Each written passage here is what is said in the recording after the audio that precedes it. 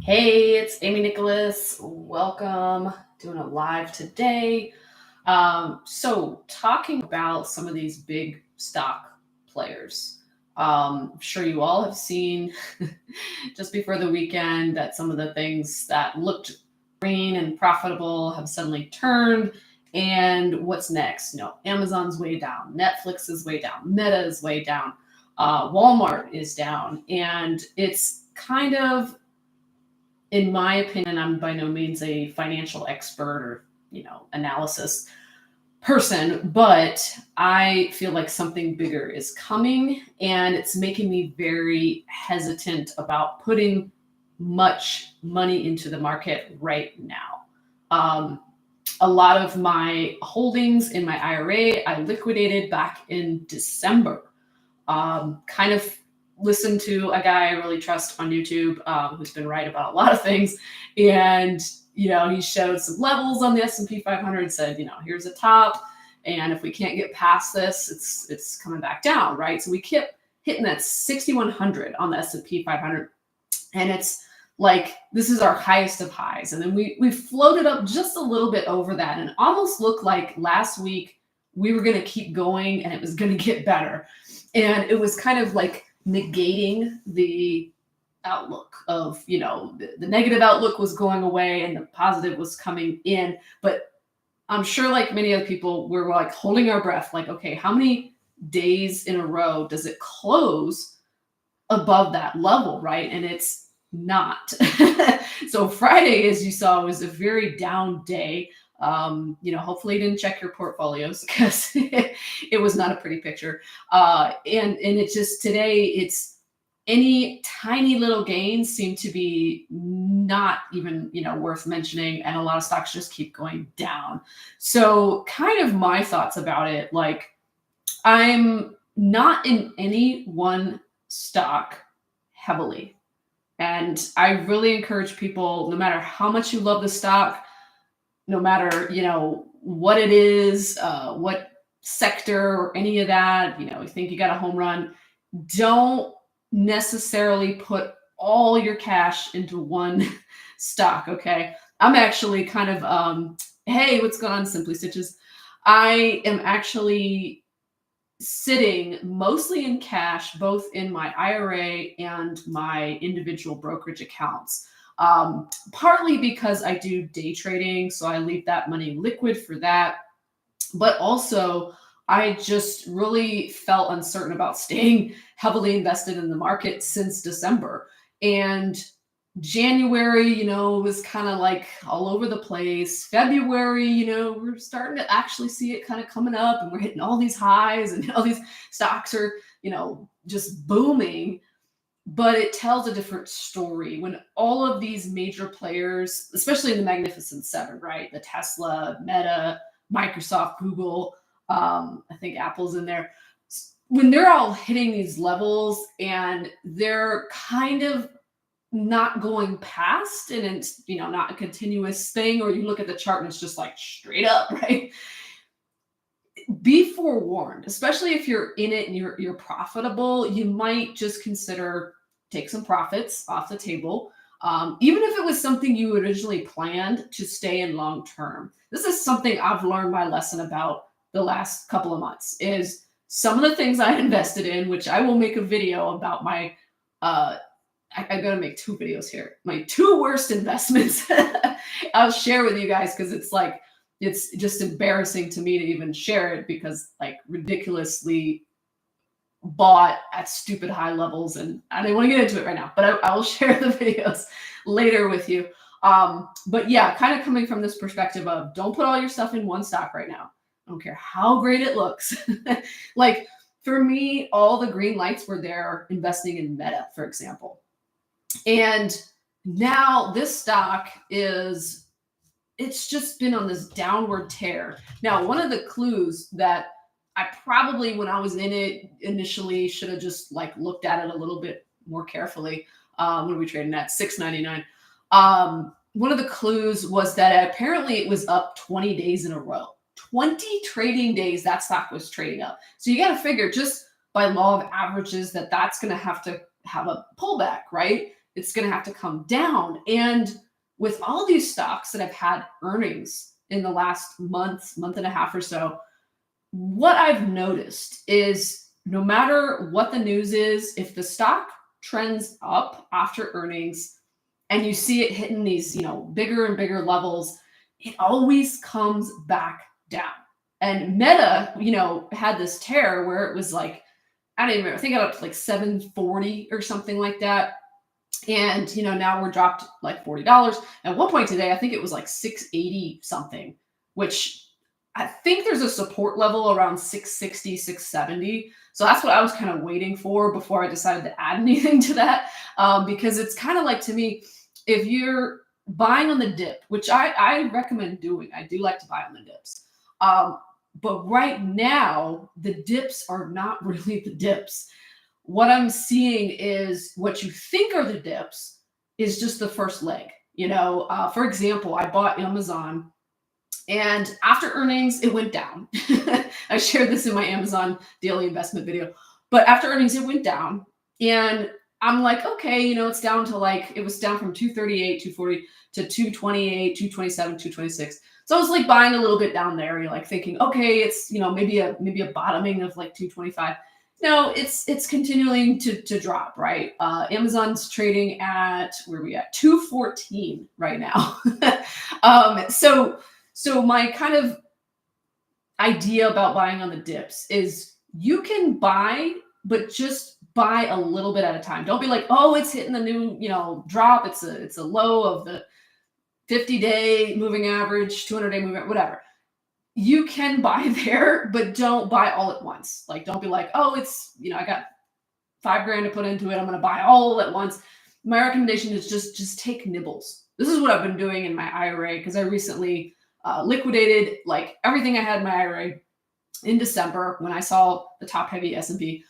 And I've been taking nibbles back into the market. I'm not jumping in any one stock. I made the mistake in the beginning, though, of buying like a bunch of VGT, which is the tech sector of NASDAQ. It's a good ETF to invest in long term, but I definitely bought at the highs. So what I did with that decision was I waited for days where it was up, like way up, almost to new highs. And I had sell orders in place. And if I had any partial shares, I just made sure that, I had my alert set on my phone, because you can't set up partial share orders on good to cancel. What that means is, like, say I had a half a share of VGT, I can't put an order and say, hey, sell at 650, half a share. It has to be on that day. So I would just watch the market, just kind of keep attention. So if you have any partial shares you want to unload, just keep that in mind. I don't think there's any platforms that allow partial share good till cancel orders. I could be wrong, but Death for Breakfast. Hey, that's a good name. I bought a lot of Amazon recently. You're right. This isn't much of a dip, but 5 years from now, I think investing in this company will be very lucrative. Absolutely. Absolutely. Amazon is just going to be the dominant force for quite some time, I believe, with shopping, their cloud services, their AI. I could almost see them starting a logistics company, like with their vans. Like, who knows? Maybe they start outsourcing, like, the amazing logistics service. I mean, I can't tell you how many orders I've gotten lately that came same day. I've literally had orders come within like 2 hours now. Some of the stuff. So yeah, who knows where they're going? But I agree, they're a solid company to stay around with. I also really see a key support level at 200. If this market keeps getting shaken like it's getting shaken, I'm pretty darn sure we're going back to 200. That was a key, right? Just to jump past it like a couple months back. I think it hit 200 in like November, December. And then it was kind of floating around there for a little while, and it slowly came up. 240 was its high. I think 240, 242, something like that. And it seems like as you get close to these half marks, like 200, 250, there's these pullbacks, right? And if the market's going down, you're watching to kind of see, okay, how far is that pullback, right? You can kind of tell based on some of the trading that's going on in the mornings, because I'm pretty active watching the market the first hour, so 9:30 to 10:30 Eastern.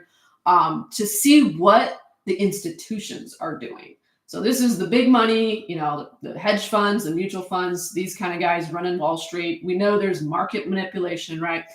When you see some serious heavy selling, number one, realize that they are intentionally trying to drive the market price down, right?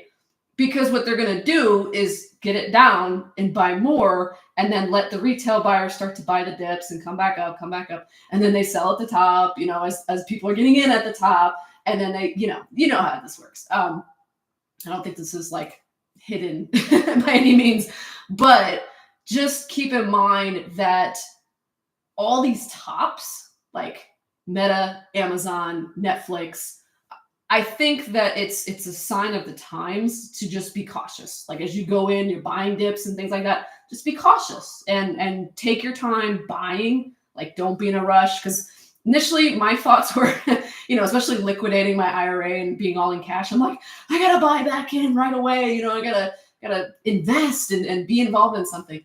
But I'm glad I sort of just put the brakes on and said, well, let me really study like the market. Let me see what's going on. Let me see what investments I really want to get into. Because before I liquidated, I was only in the S&P 500 as a mutual fund and a little bit of bonds, which was a complete waste of time. So, but anyways, guys, I think that if you're buying on dips, again, just buy in chunks. Just buy a little bit, because then next thing you know, you just bought, and by the end of the day, that sucker has dropped another $5 or $10, and you're like, well, dang it.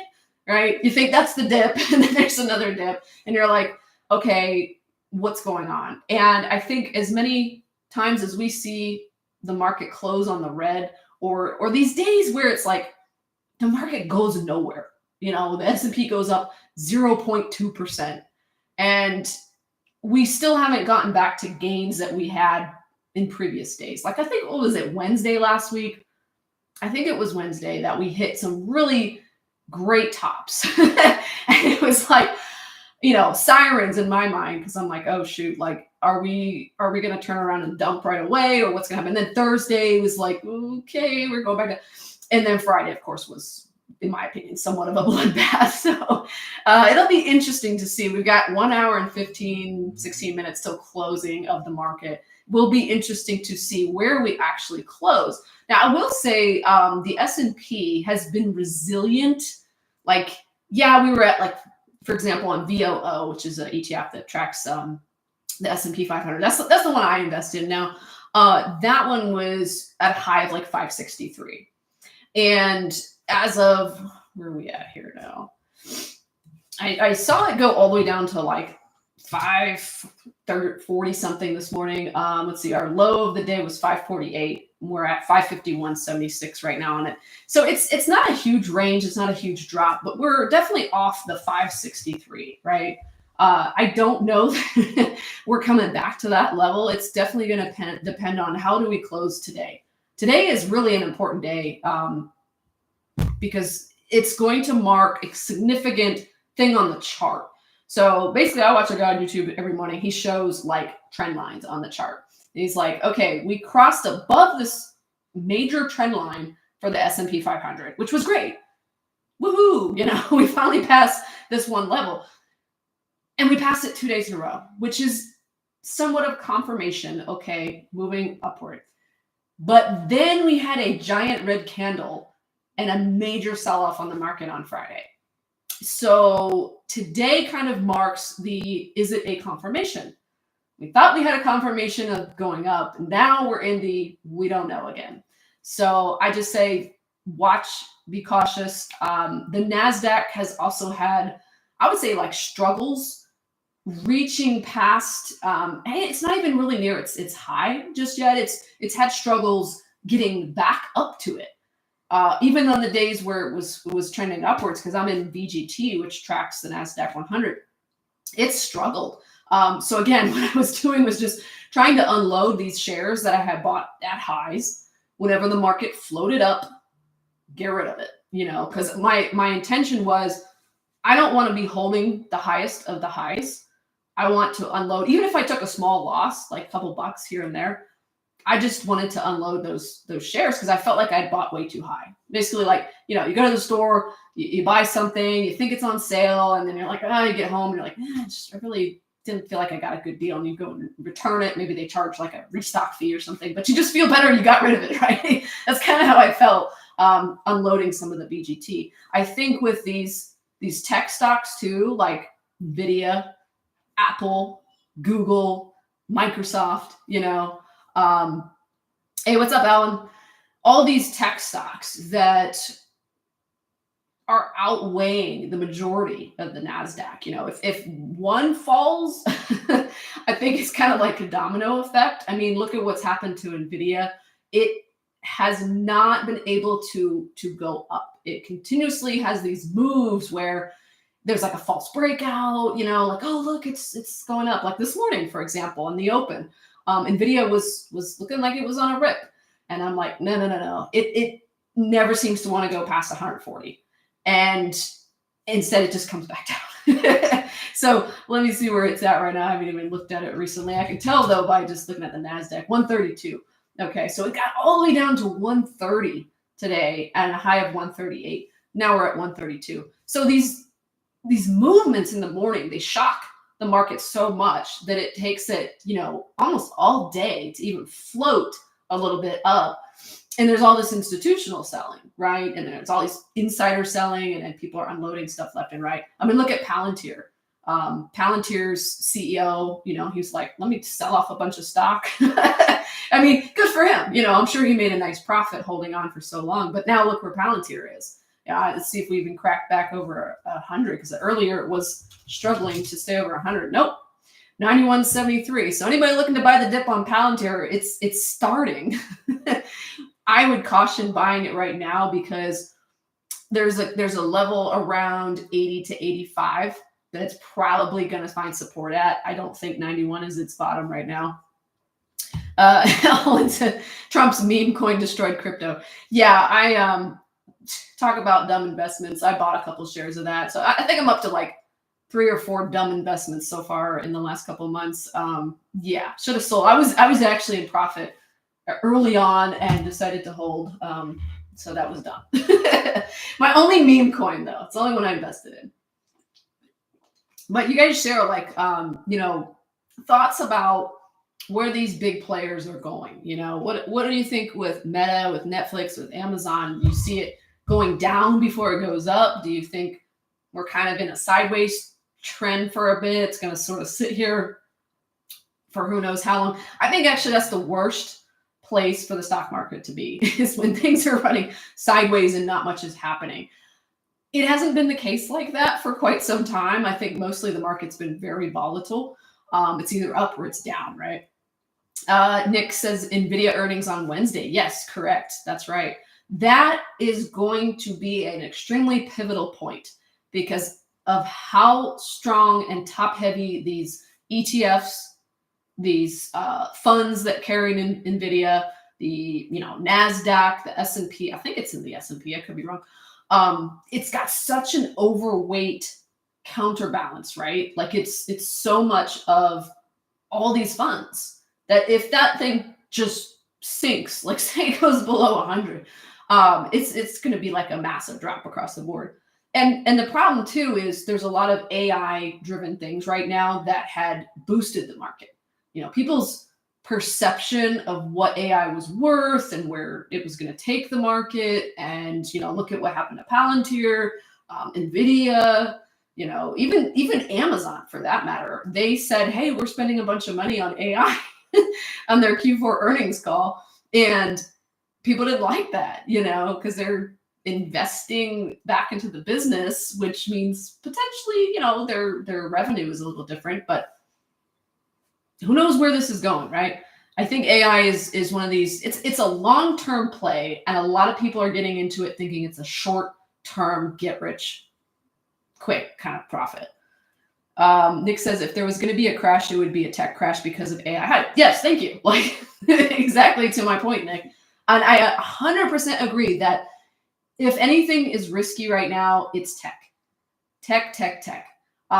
So what do you put your money into?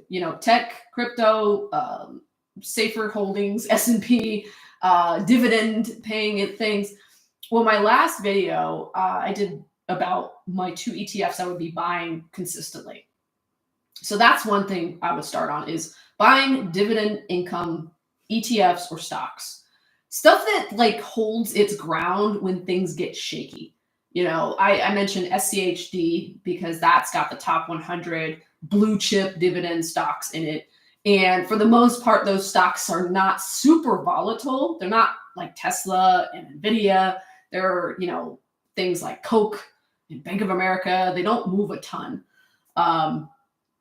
Nick says, I would move money over to non-AI stock. Yeah. And Alwyn agrees, yes, AI bubble. Yeah, AI bubble for sure. You got to figure this whole last 2024 into the new year, it's been very much driven by the premise of what AI is, not so much by what it's actually earned. You got to think in terms of like value, right? And, and AI and crypto, like there's kind of these levels of fear and where do I put my money? Like, should I put it in safe or not safe? And I feel like right now a lot of people are looking for the safer one, not the one that's going to grow super fast, but the one that's going to be safer with their money. So what does that mean? They're going to take money out of crypto. They're going to take money out of AI stocks. They're going to take money out of tech stocks that may or may not be invested in crypto, or in AI in some way. So to move your money into, like I said, dividend income. I love SCHD. I haven't gotten my first dividend payment yet from them, but come, what was it? I think their ex-dividend date is end of March. So I'll get paid sometime in April, I believe. So you got to hold that sucker for the quarter. You don't have to hold it, but you got to buy it, at the end of the quarter. Owen says, Tesla is overvalued too much. Yes, it really is. Definitely could see that sucker going below 300, which is not great. We don't want to see that, but it is what it is. SGov is a good safe play. Death for breakfast. SGov. What is SGov? Okay, is that an ETF? I gotta pop that in here. iShares 0 to 3 month Treasury bond ETF. Okay, yeah. I agree. I think it's better to invest in ETFs rather than the actual bonds themselves. So yeah, that's another safe play. Like, it's not going to go like crazy. It's not going to take a dump one day like Tesla could, or Nvidia could, or Meta could, or Amazon. That at least if you park your money in it, it's not going to be like, oh my gosh, I lost half my earnings, overnight. And I definitely think like that, or maybe into there's some ETFs that track commodities. I've been considering gold, but I feel like it's at a high right now, and I don't really want to get into it just yet. But I think that's where people are going to start moving money out from tech stocks and AI stuff and into these safer, havens. Another one I'm investing in that I mentioned in my 2 ETFs is JEPI, which when I look at my holdings, it just warms my heart to see that it's green and a lot of things are red, and it's like, oh, I'm so glad I bought that on the dips, because it pays a monthly income on JEPI because they're doing covered call options on the S&P 500. So the actual value of what I put into it has grown, and it's not as volatile again as some of these crazy stocks. Plus I get, monthly income out of it. Let's see. Simply Stitches says, question, I'm new to investing and bought a share of SCHD, but isn't it better to invest in ETFs from an IRA? No, you can totally buy and sell through a regular brokerage account. Now, if you do sell it at any point, just realize the tax stuff is different. I'm like no financial advisor or expert, but if you're selling SCHD in a regular brokerage account where you can take the money out without any penalties, you're going to be taxed differently. If you sell it in an IRA and you leave the money in the IRA, even though it's not in the stock or the ETF anymore, you're good. You don't have to pay any taxes until you take the money out of your IRA, unless it's a Roth IRA, in which case you've already paid all your taxes. So that's kind of the difference there. But SCHD, you can buy it in any account where they offer that. It's such a great low price ETF. I think that's one of the best things about it is like, it's like $26, $27 a share. We might actually be up to 28 today because of, again, the craziness in the market. Yeah, 28.33. and they paid in December like 26 cents a share. Yeah, for the quarter. So yay for that one. Be looking forward to my first payday. I think I've got like 315 shares in my IRA and like 30 in my regular brokerage account. Nick says big holdings for me are SCHD Cube, which is a REIT stock storage company. Okay. Yeah, real estate. That's, one of the things I've learned recently is like, if you wanted to invest in real estate, but you didn't want all the hassle, you don't have to worry about, finding locations and tenants and even commercial real estate could be a headache. Buy an REIT, a REIT, right? So you're doing Cube, which is the stuff. Yeah, those storage things, like I see them all over the place popping up, which is kind of crazy. People pay all this money to keep their money keep their crap in storage. It's like you're paying rent for your own belongings. Like either, my thought is if unless you're moving in a short period of time, you just need a place to put it, like sell all that stuff, right? Like, why are you paying rent on belongings that you can't even use because they're in storage? Just my thought. Owen says, what are the best stable ones that pay monthly? So I've done a decent amount of research on these monthly paying dividend ETFs, income ETFs, whatever you want to call it. And really, I'd say the only ones I've found, one, I should even say ones, was JEPI, JEPI, because my own experience with it showed that I actually grew my money the first month I had it. It didn't drop. And JEPI is tracking the S&P, so it's like a little bit of the more safer stocks. I was also in JEPQ, JEPQ, but that one I almost lost money on, not a lot, but I almost lost some of my initial capital over the month because it was tracking the NASDAQ, which is definitely the volatile one right now. There's some other ones out there. Owen, you'd have to do some research. A lot of times when I just need some research done, I just go to ChatGPT and I'm asking it all kinds of questions like, find me an ETF that does this, find me an ETF that does that. It was actually how I found out about inverse ETFs. So if you actually wanted to do what nobody's doing, all these people are like, I'm buying into the S&P, I'm buying NASDAQ.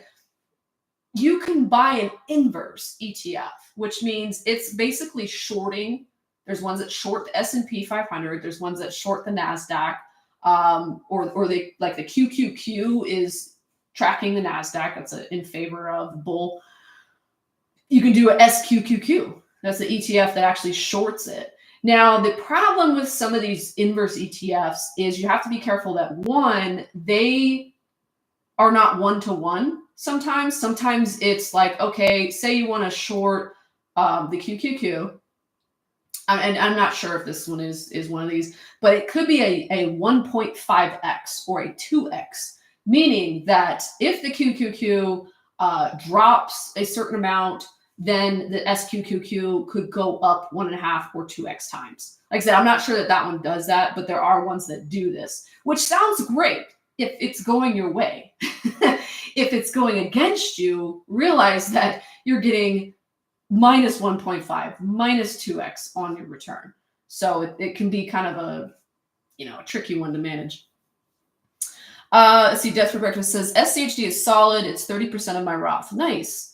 I will say, though, for a new investor with 30 plus years in the time horizon, maybe go for growth. Yeah, I agree, too. If you got all kinds of time, you're in your 20s, 30s, early 30s, for sure, growth stocks are important because, hey, it would be great if SCHD one day was like, woo, we're at $50 without a stock split, or anything. But yeah, it's just, it's not going to just jump crazy. It's more for stability and income, which, people that are a little bit older are like, yeah, that's what I'm looking for.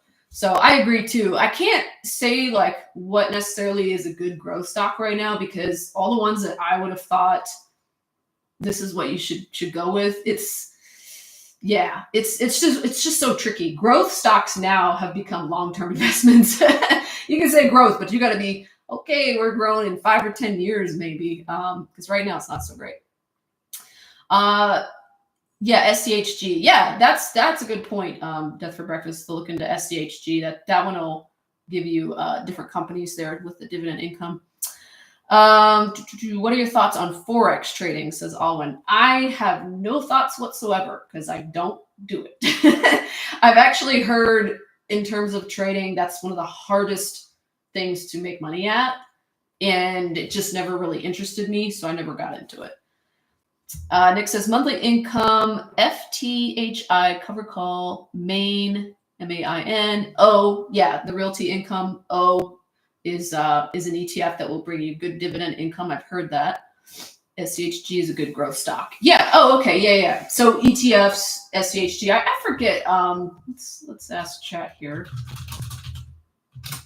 What's in SCHG? I know it's between SCHD and SCHG, they're both run by Schwab. One is giving you that like dividend income, and the other is a little bit more on the growth side, of course. Okay, so the SCHG is the large cap growth ETF. So majority holdings, Google and Eli Lilly. That's all it's telling me.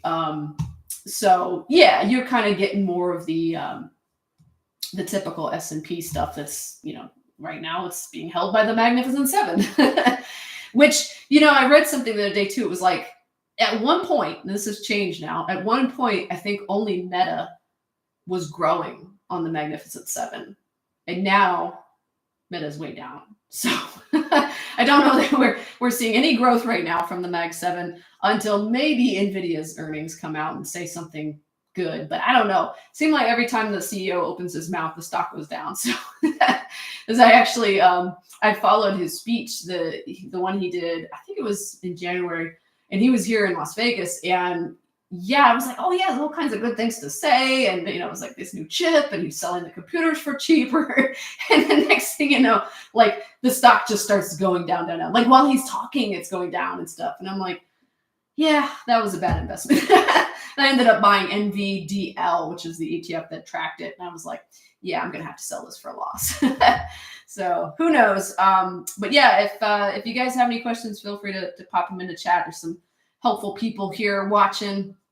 I think, looking ahead, just keep in mind that the market is volatile. This is not the same market we were trading in November, December.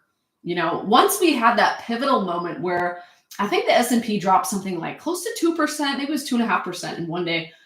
That to me was the turning point. Like that's it. The official for sure we're in a bull market is no longer for sure. Not to say we're not still in a bull market, but it's definitely become much more unstable. The prior stuff was like any stock that you felt like was a good growth stock. It was like, oh, it's going up, and it just kept going up, maybe a little pullback, go up, a little pullback, go up. And everything was just stair climbing. And now it's like these stocks can't even get back to, some of them can't even get back to half their previous highs, right? So we're in a different time. We talked about, investing in dividend income, paying ETFs and stocks. I think also this was a stock I bought because I worked for them. Travelers Insurance. They have been around since freaking 1870s, 80s. I forget. Freaking old company. And because I worked for them back in, this was like over a decade ago, when you used to have to pay to buy shares, right? You used to have to pay $7 per every trade you executed on all the platforms. I was able to buy shares through the employee program. So I bought up a bunch of stuff from just from my paycheck and everything. And I was like, when I ended up quitting that job a few years later, I was like, okay, I'm just going to keep the shares. Like, let them just keep growing and everything. Like, I'm not going to cash it out because I think I ended up leaving with, I want to say I had like 8 shares. It wasn't a lot, but I think my portfolio was green. I was up, worth like, I don't know, like $1,100. So I was like, let it just grow. I don't need the cash right now. So fast forward to last I checked it. Actually, today it's booming. Like Travelers never moves like this. I think it was up like $8 a share. TRV is the ticker on that, which I'll just put in the chat for you guys. And I'm not saying this is something to go run out and buy. I'm just saying it looks good for stability. Insurance companies that are sound, that have good financials, they had a really good Q4, something to consider. Yeah, so I looked at my holdings, like here we are 9 years later, 10 years later, and I was up to almost $4,000. So I was like, okay, I started with however many shares, and it just kept dividend reinvesting, right? So yeah, like 3x, whatever, 4x my money. And I'm like, okay, I'm just going to keep holding it. I bought some in my IRA too, and I'm actually negative on it, but I think if this market continues to do what it's doing, which is crazy, volatile, downwards, I think Travelers will continue to hold its ground. It's like one of those stocks that you look at and you're like, yeah, I don't think this is going out of business overnight, especially since they've been around for freaking 140 years or whatever it is. And I will say too, when they had payouts for the insurance claims with the wildfires in LA, and also with the East Coast stuff with the flooding, their stock did go down, but not like anything super crazy. I think I remember it dipping into like the 230s and just kind of hung there for a while, and then it slowly has climbed back up. And then today I asked chat, like, why is Travelers up? And it was just like, oh, well, investors have renewed sentiment into the stock. And I'm like, yeah, because they're looking at their tech holdings and they're like, what's going on? Right. So people are looking for stability. That's just one of the ones I've held for a really long time. Believe in it. I always thought the company was solid. That I worked for them. I quit because I became an entrepreneur. But I always thought the company had good fundamentals. Like they knew how to serve their customers and they knew how to take care of people. They may not be the cheapest insurance. They are not the cheapest. I will fully say that. But they had really good client service. So, but yeah, that's kind of where I'm at in terms of safety nets, and then majority of my money is sitting in cash because I'm actually waiting for more opportunity. So yes, we can buy on dips now. We're already seeing some things on sale. And I say sale because I think the sale is going to be bigger pretty soon. But yeah, just mind what you have. Look at everything you have invested. Decide that, if tomorrow this thing drops like a stone, what are you going to do? What's the plan? Are you just hold until you die? Or are you like, okay, there's a certain level where I'm like, yeah, I'm out of here. Just kind of have an awareness of like where you think you want to go. Or are you just waiting for the stuff to go on sale and you're like, oh, I'm just buying it because I'm in it for life, right? So I think some of my investments, that's how I went. That's how I won in the end, was because I was just like, you see these horrifying numbers of negative balances and you just tell yourself it's going to get better. And thankfully for me, it did several years ago, the bear market just kept buying. And then now to say on the other side of that, know when to cash out, like know when to take your profits. If you are winning right now and you're really up on something and you maybe dollar cost averaged into it, so maybe you're still dollar cost averaging, which is great, maybe consider selling some of the higher price points that you bought at if you're green. I'm not really an advocate for selling and taking a loss. Me personally, I'll do it sometimes, but yeah, if you bought, like, say you bought Amazon at 200 and right now you're up, right? It's 217, 14, whatever it is. Just consider, like, are you okay if it goes below 200? Are you okay if your profit turns into negative, right? So it's okay to take something off the table. If you're in an IRA, you can cash out, you can sell your stock. Just don't take the money out. Just leave it in the account. This is what I'm doing. Nick says flash drops are great buying opportunities. Yeah, for sure. That's been happening a lot lately. Like you'll see stuff just, I have my phone alerts on and it's like ding, ding, ding, all these things going off. And I'm like, what? You just see stuff plummeting. And again, you scoop them up, right? When you can, get the deals when you can. But I would say don't go all in at any price point. Just realize you can take little nibbles. A lot of these brokerages now, you can buy partial or fractional shares. shoot, some of these stocks I'm buying like $5. Even if it's a $500 stock, I'm like, I only want $5 of it right now. Let's wait for it to go back down even further. Okay, now I'll buy 10, or maybe I'll buy 20. I'm not interested in purchasing whole shares of any one stock because I'd much prefer to buy it at different price points, knowing how volatile the market is right now. So anyways, guys, I hope the video was helpful for you, and we had a lot of great comments. I appreciate y'all for showing up live, and I didn't schedule this or anything, but somebody asked me to go live in the comments, and so I'm happy to do so. I actually really enjoy live streams because I enjoy the interaction. So if you're here, you're showing up, you're asking questions, that's really awesome, and you're helping other people too, because I've got the live replay turned on, so people should be able to see these comments later on, get all the info, and encourage you to check out the other videos on my channel. I'm posting about all the different investments I've done, all the different dollar cost averaging, my experiments with VU and VGT. We'll see what's next. I'll share with you guys pretty soon my couple worst investments that I've done this year and into last year. Yeah, no problem. Death for breakfast. Thanks for doing it. Fun listening in the background while I work. Awesome. Yeah, and here we go. We got 42 minutes till the close of the market. So fingers crossed, y'all, that we're going up instead of down, but the time will tell. All right. I'll see you guys on the next one. Take care.